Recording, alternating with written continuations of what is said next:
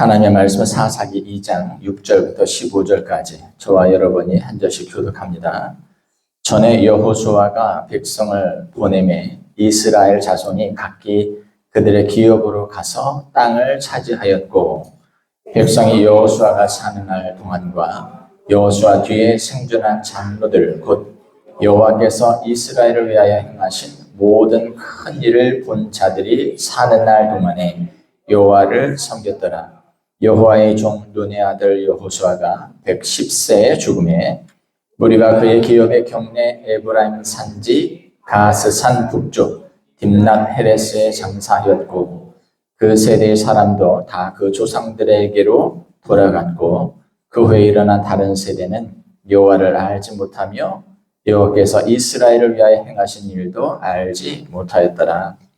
이스라엘 자손이 여호와의 목전에 악을 행하여 바알들을 섬기며 애굽 땅에서 그들을 인도하여 내신 그들의 조상들의 하나님의 여호와를 버리고 다른 신들 곧 그들의 주위에 있는 백성의 신들을 따라 그들에게 절하여 여호와를 진노하시게 하였으되, 곧 그들이 여호와를 버리고 바알과 아스타롯을 섬겼으므로 여호와께서 이스라엘에게 진노하사 노략하는 자의 손에 넘겨주사 그들이 노략을 당하게 하시며, 또 주위에 있는 모든 대적의 손에 팔아 넘기심에 그들이 다시는 대적을 당하지 못하였으며, 그들이 어디로 가든지 여호와의 손이 그들에게 재앙을 내리시니 곧 여호와께서 말씀하신 것과 같고 여호와께서 그들에게 맹세하신 것과 같아서 그들의 괴로움이 심하였더라. 아멘.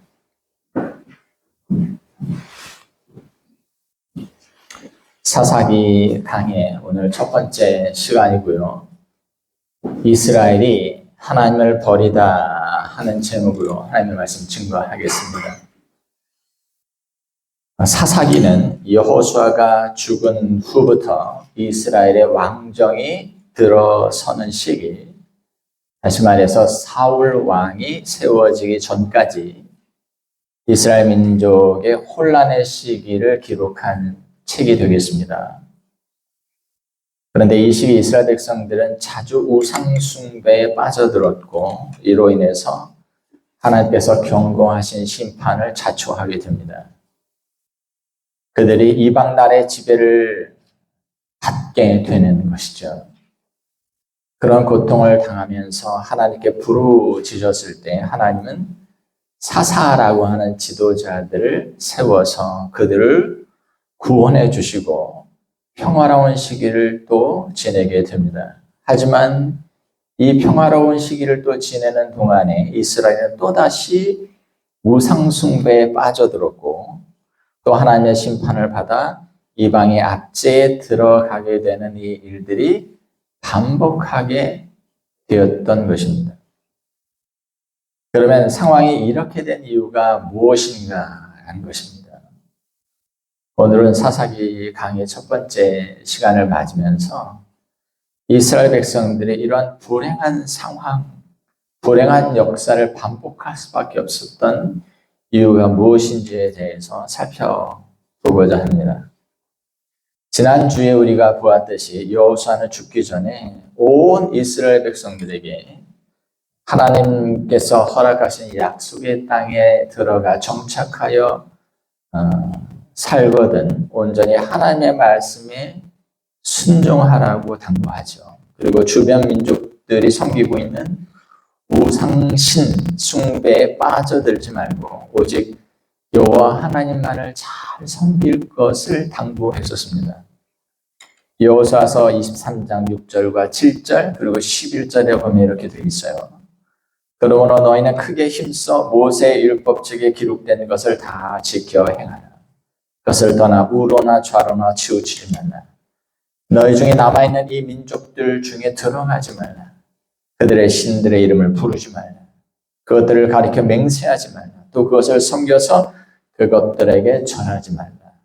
그러므로 스스로 조심하여 너희의 하나님 여호와를 사랑하라. 물론 이스라엘 백성들은 여호수아가 생존해 있는 동안에는, 그리고 그들의 지도자들이 살아있는 동안에는 여호와를 잘 섬기는 것 같았습니다.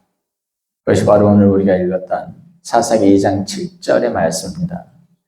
백성이 여호수아가 사는 날 동안과 여호수아 뒤에 생존한 장로들 곧 여호와께서 이스라엘을 위하여 행하신 모든 큰 일을 본 자들이 사는 날 동안에는 여호와를 섬겼더라. 이렇게 되어 있습니다. 그런데 이들이 죽고 난 이후 상황이 완전히 달라지게 됩니다.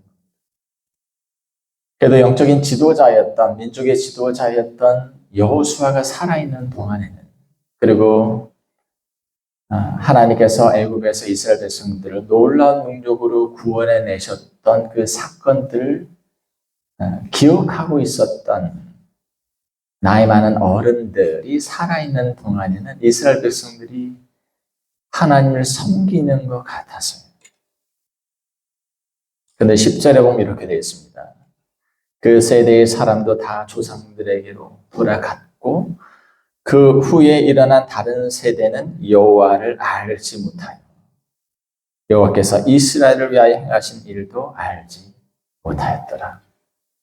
무슨 말입니까? 여호수아와 그의 지도자들, 즉 기성세대가 살아있어 여호와 하나님을 섬기는 동안에는 그들의 자녀들, 그들의 후손들이 여호와를 섬겼지만 기성세대가 다 사라지고 나자, 죽고 나자 여호와 하나님의 신앙이 그것으로 중단되었다라고 하는 것입니다. 왜 이런 일이 일어나게 됐을까요? 한마디로 말하면 여호와 하나님의 신앙이, 기성세대들의 여호와 하나님의 신앙이 후손들에게 철저하게 전달되지 못했기 때문이라고 하는 겁니다. 여러분들은 믿음이 있죠. 믿음의 부모입니다. 그런데 믿음이 있는 부모에게서 자녀들이 났을 때 하나님께서 그 부모들에게 기대하시는 1차적인 책무가 있는데 그것은 바로 여러분들의 신앙이 자녀들에게, 그 후손들에게 정확하게 전달되는 것입니다.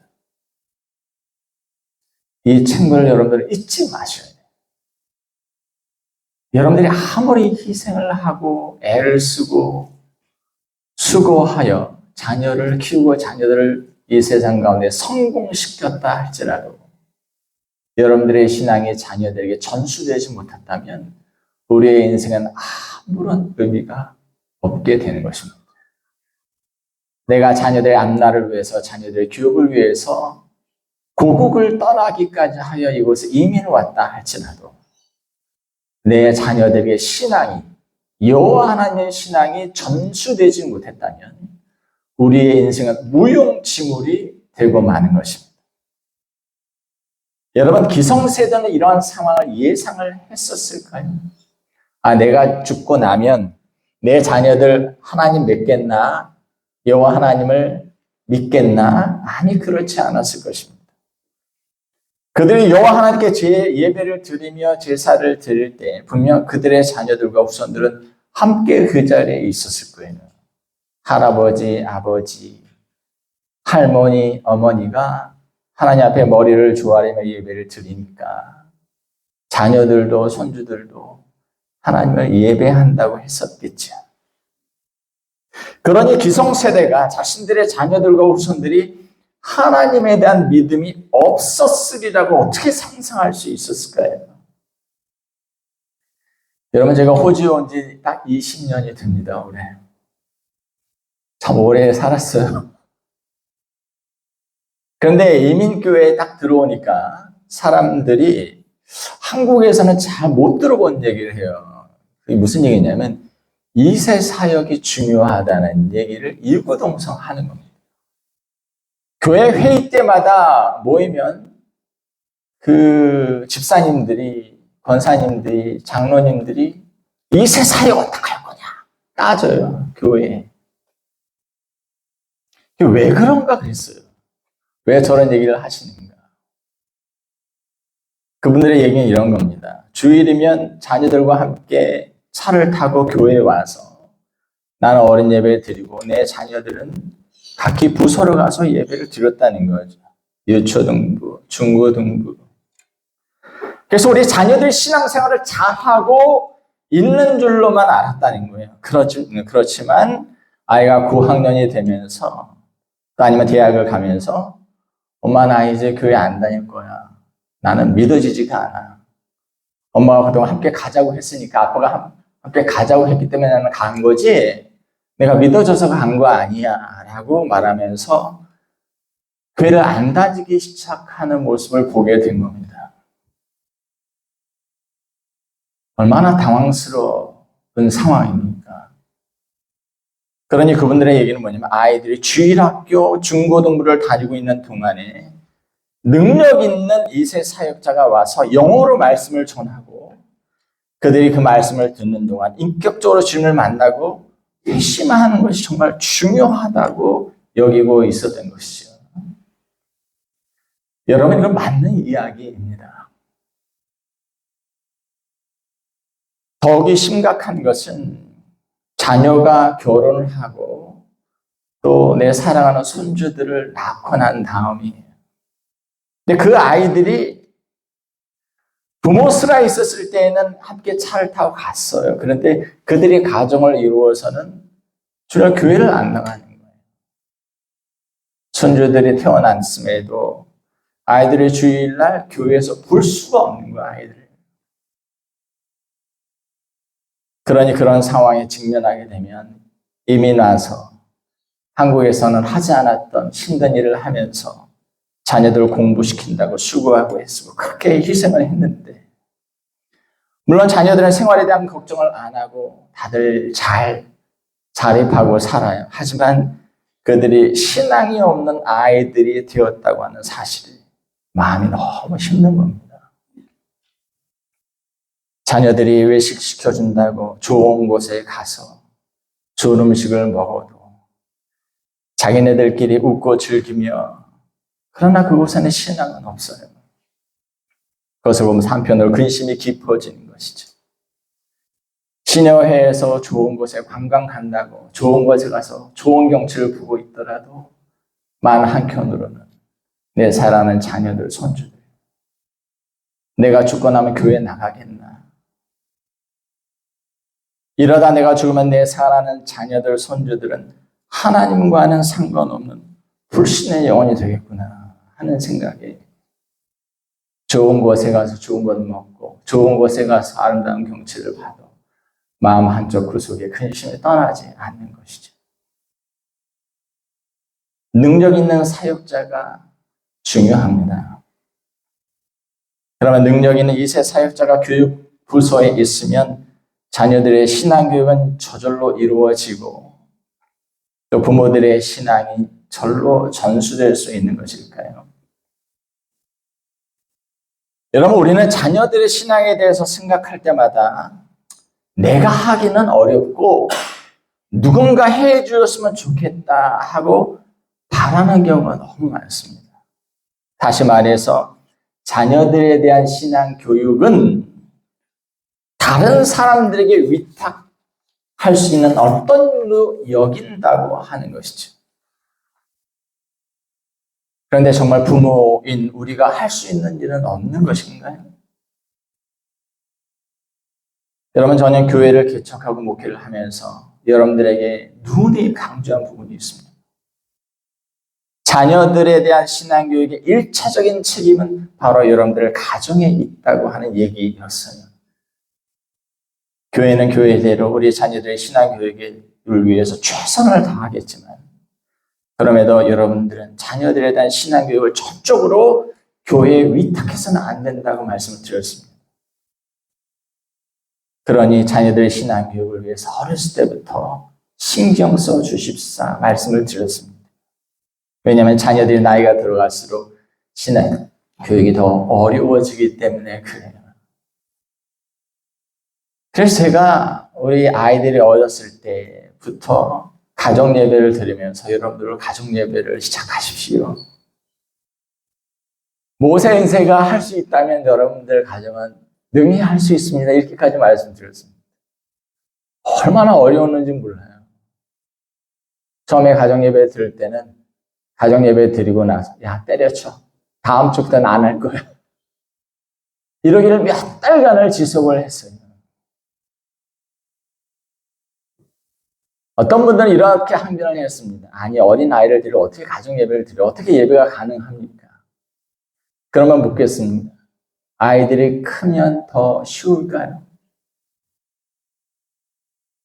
아이들이 싫어하고 힘들어해요. 드리려고 했는데 아이들이 싫어해요. 힘들어해요. 여러분 우리는 자녀들을 양육하면서 아이들이 너무너무 싫어하지만 아이에게 필요하기 때문에 억지로 시키는 일들이 얼마나 많습니까? 그런데 신앙적인 일들은 아이에게 협조를 구해가며 할 겁니까? 시간이 너무 빨리 흘러갔습니다. 아이들이 어렸을 때는 전투하듯이 했습니다. 그런데 이제 우리 가정이야말로 부모인 우리들이 아무것도 할 것이 없는 그런 때가 되었습니다. 이제는 자녀들이 하나님을 찾아가도록 기도하며 지켜볼 뿐입니다.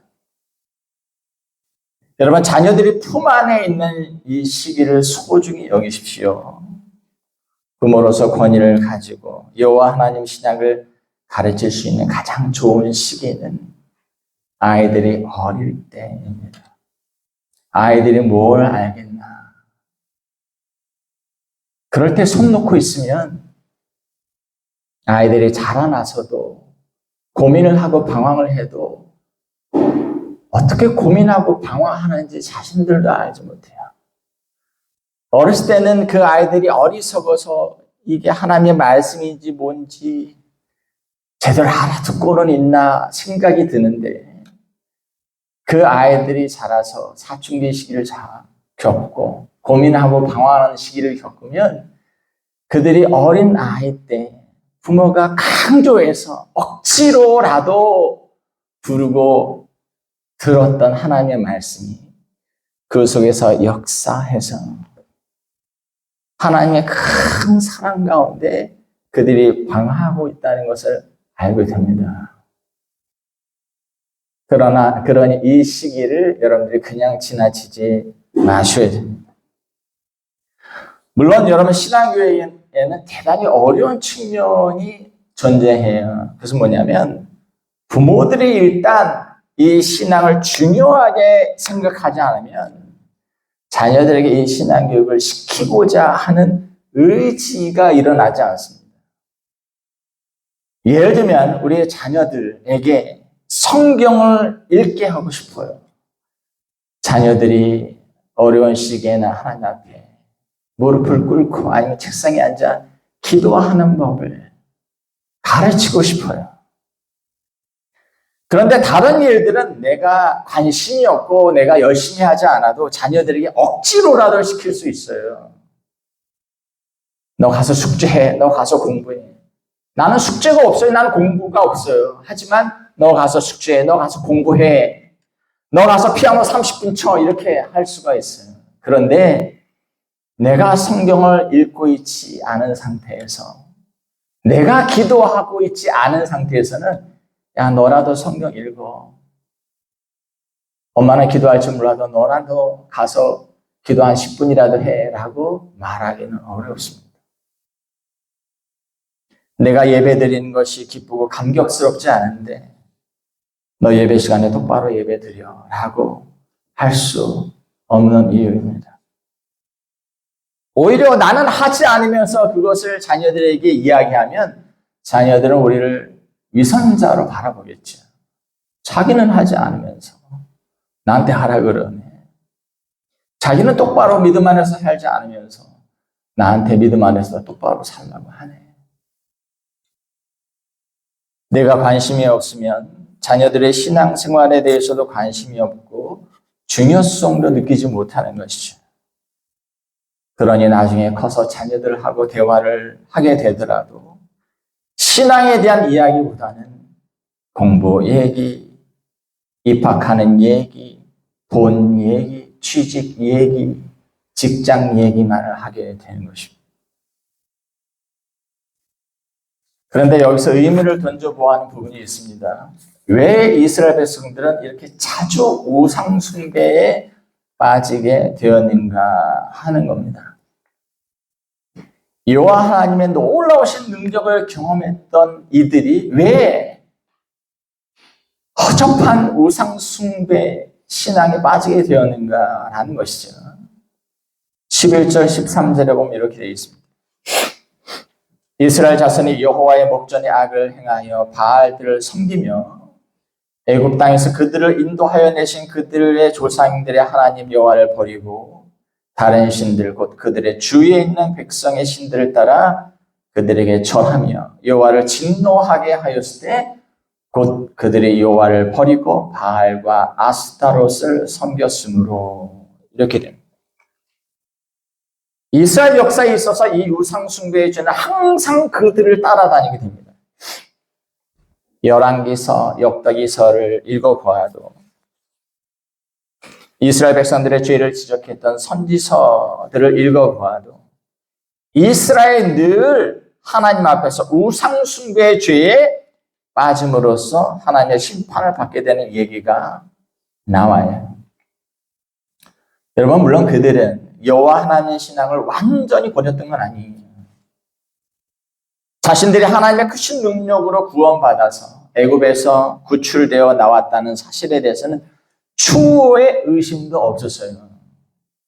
하지만 그들은 가나안에 정착해 살아가면서 이보다 더 나은 현실이 있지 않을까라고 기대했던 겁니다. 그러던 그들은 그 땅에서부터 이전부터 정착해 살아오는 이 민족들을 보면서 그들이 믿는 종교도 괜찮다는 생각이 들었다는 거예요.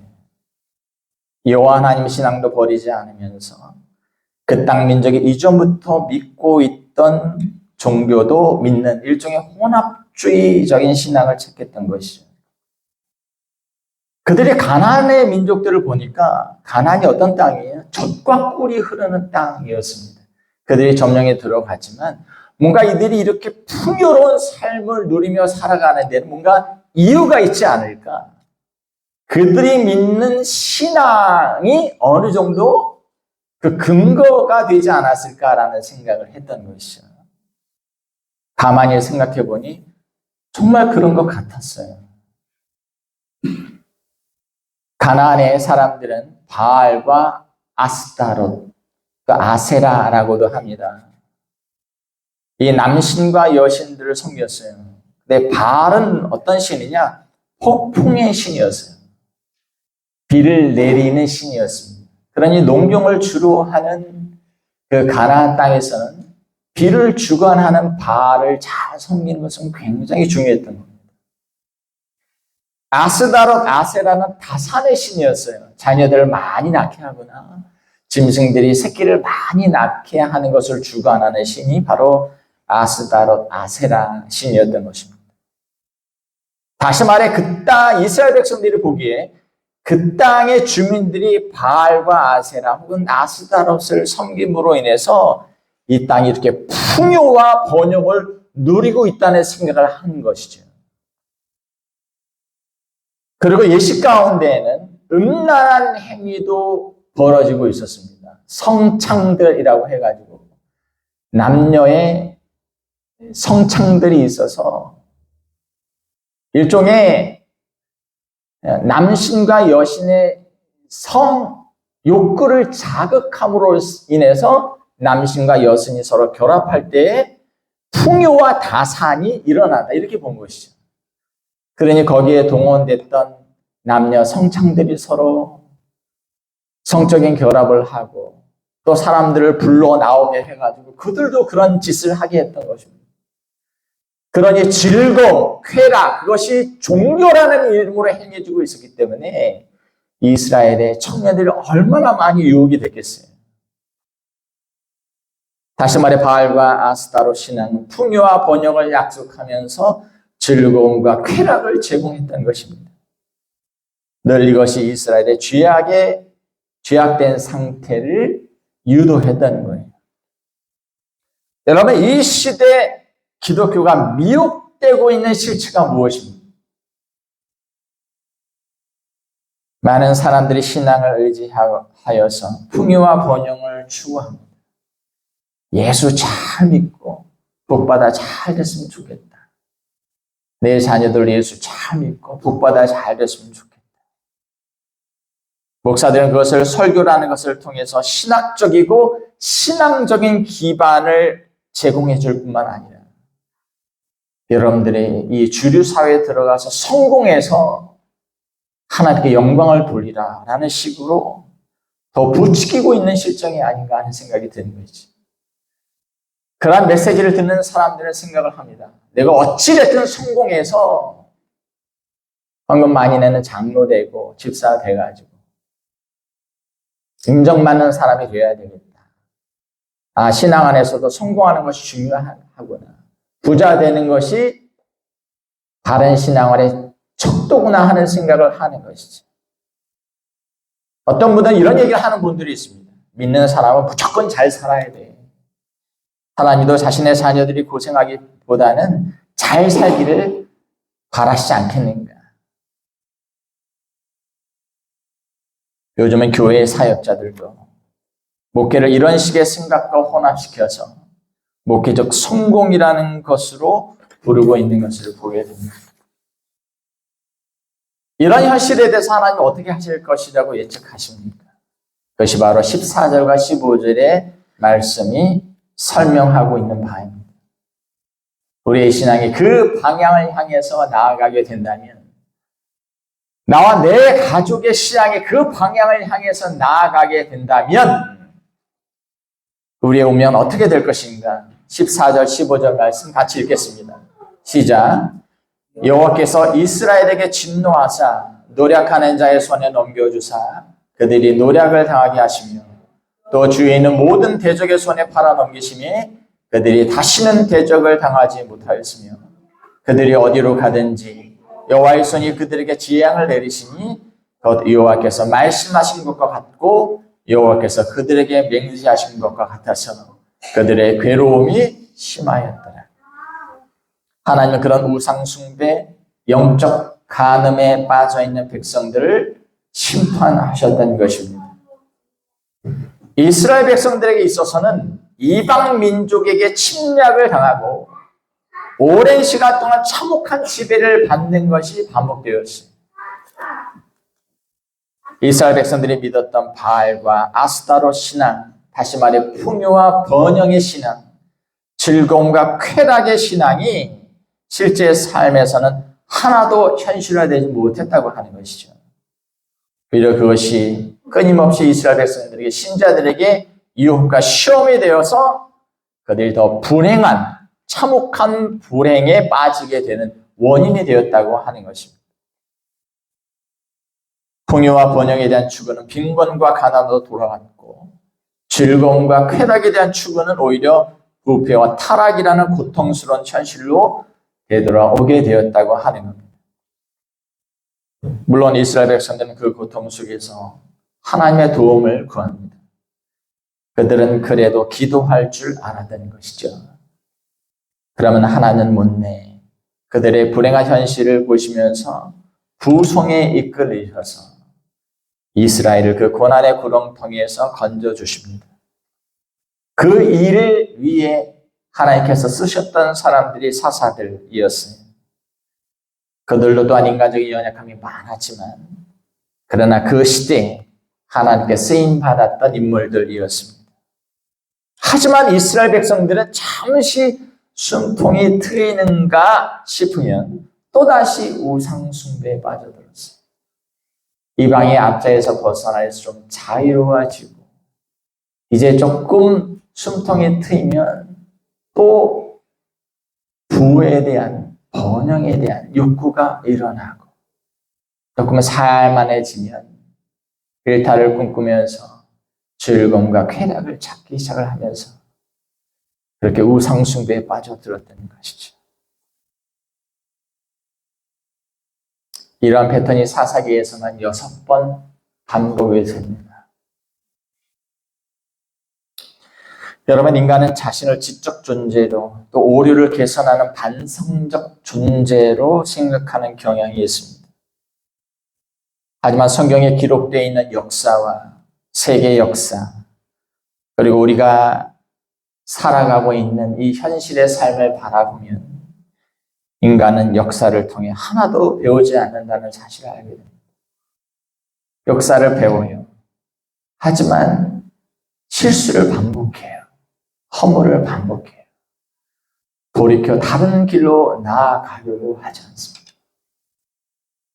사사기에서 보여주고 있는 반복되는 불행한 현실은 오늘날에도 여전히 한 나라, 한 민족, 나라는 한 개인의 삶 속에서 그대로 재현되고 있는 것이죠. 교회를 다니며 신앙생활을 하더라도 여전히 성공과 번영에 대한 욕구에서 우리는 벗어나지 못하고 있는 것. 자녀들에 대한 신앙이 중요하다고 인식하지만 그들이 다른 일에 그래도 걱정 없이 염려하지 않고 살아가고 있는 것이 마음이 또한 더 큰 위로가 된다고 느끼는 것이죠.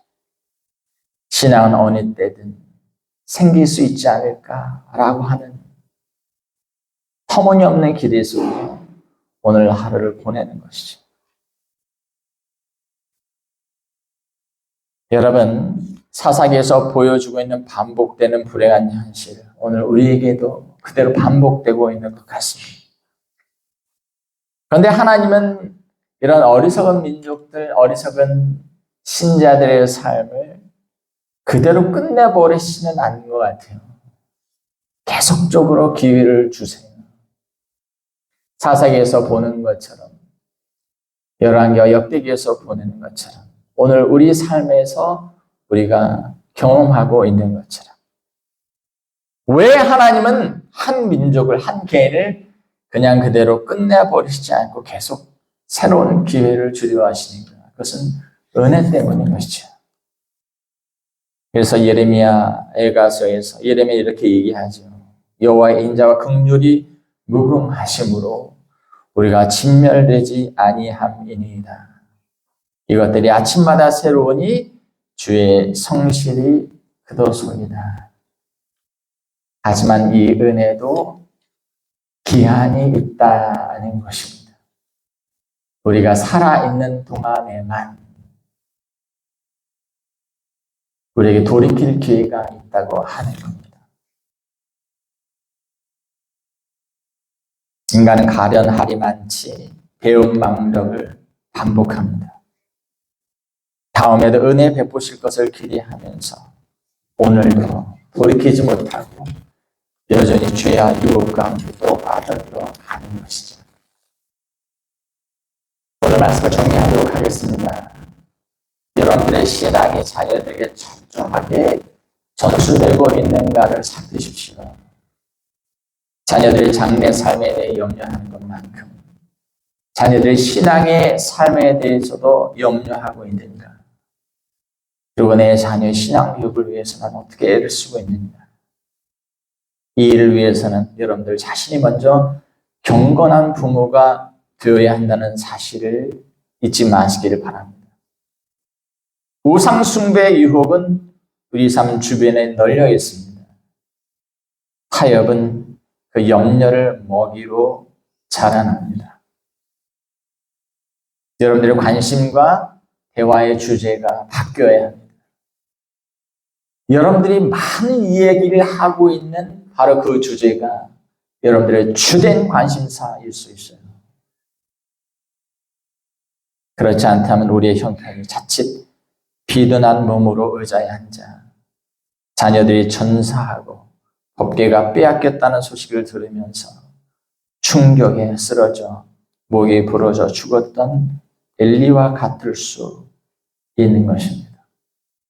회개하고 집안의 자녀들을 돌아보시길 바랍니다. 기도하겠습니다. 하나님 아버지, 우리가 사사기의 말씀을 이제 묵상합니다. 우리가 이해할 수 없을 만큼 계속된 우상 숭배의 죄에 빠져들었던 이스라엘의 그 마음이 오늘 이 시대를 살아가는 우리들의 마음이 아닌가 생각합니다. 하나님 구원의 은총이 우리에게 얼마나 놀랍게 왔는가를 생각해 하여 주시고, 이 구원의 은총, 또 하나님께 대한 신앙이 우리 자녀들에게 정확히 전달되어야 하겠습니다. 우리의 자녀들의 영혼을 불쌍히 여겨주시고 그들의 영혼과 마음을 열어주시사 주님을 인격적으로 만나게 하여 주시고, 바라옵기는 부모들의 세대들보다 더 견고한 믿음의 인물들로 서 있도록 인도하여 주시옵소서. 이미 나서 사는 동안 자녀들의 뒷바라지를 위해서 수고하고 애쓴 것 우리 주님 아십니다. 그러나 그것으로 우리는 만족하지 않습니다. 내 자녀들이 믿음이 있어야 하겠습니다. 염려하지 않고 하나님의 부름을 받을 수 있는 그런 상황이 왔으면 좋겠습니다. 하나님께서 나를 이 땅에 보내신 작은 역할들 잘 마감을 하고 편안히 눈을 감는구나 할 수 있는 복된 인생이 되게 하여 주옵소서. 우리가 하나님의 부름을 받은 이후에라도 다윗처럼 우리 가문 가운데 하나님의 마음을 흡족해 하고 기쁘시게 할 수 있는 위대한 신앙의 인물들이 많이 나오게 될 수 있도록 하나님 썩어져가는 하나님의 미랄로 오늘도 믿음의 삶을 쫓아 살아가게 하여 주시고, 자녀들의 믿음을 위하여 울부짖는 예수님들 되도록 주님 인도하여 주시옵소서. 예수님의 이름으로 기도하옵나이다.